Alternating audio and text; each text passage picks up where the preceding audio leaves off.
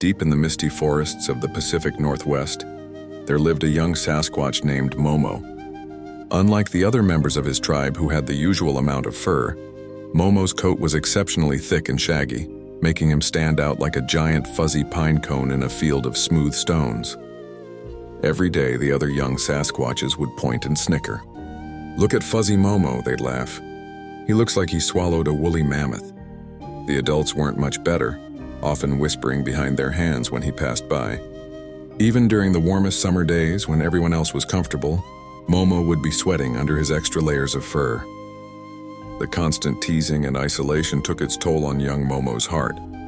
Where once he tried to join in tribal activities with enthusiasm, he now spent more and more time alone, wandering further and further from the tribe's territory.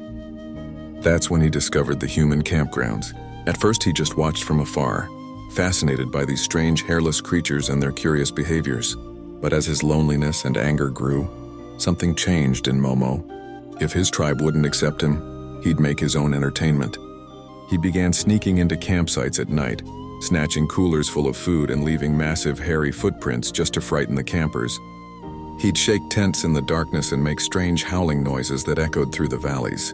The local newspapers began running stories about the extra hairy monster terrorizing campers in the area.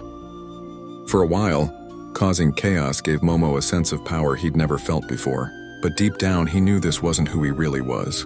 The fear he saw in the campers' eyes reminded him of how he felt when his tribe members mocked him. Was he any better than those who had hurt him?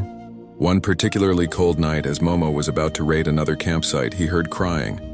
A small child had wandered away from camp and was lost in the woods. Without thinking, Momo used his thick fur to warm the shivering child and carefully guided them back to their family's campsite. That night changed everything for Momo. He realized that what made him different, his extra fur, could actually be a gift. Instead of using it as an excuse for revenge, he could use it to help others. Sometimes what makes us different isn't a curse at all. It's just waiting to be understood as a blessing.